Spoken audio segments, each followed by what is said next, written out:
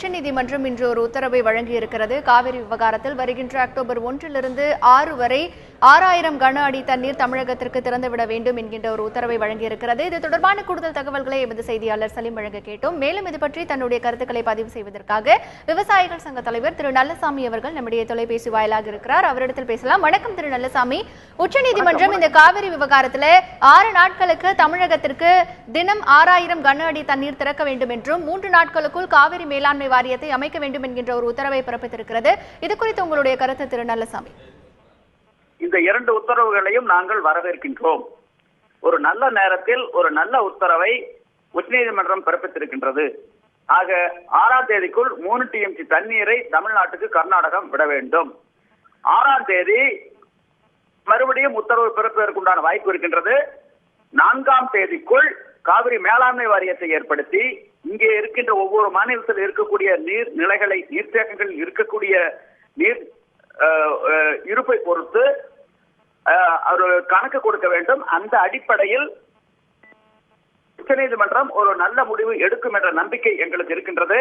ஆக கர்நாடகத்தை பொறுத்த அளவில் கர்நாடக நீர்த்தேக்கங்களில் தேக்கி வைத்ததனுடைய விளைவு இன்று அவர்களை கெஞ்சுகின்ற ஒரு போக்கு இருக்கின்றது.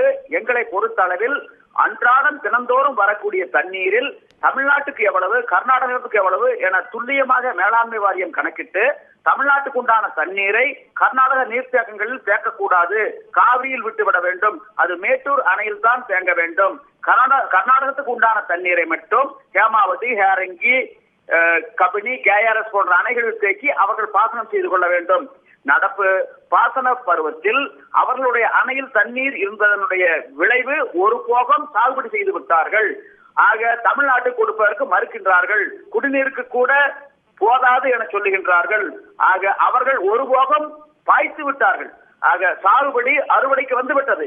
இங்கே ஒரு போகத்துக்கு கூட வழி இல்லாமல் இருக்கின்றது.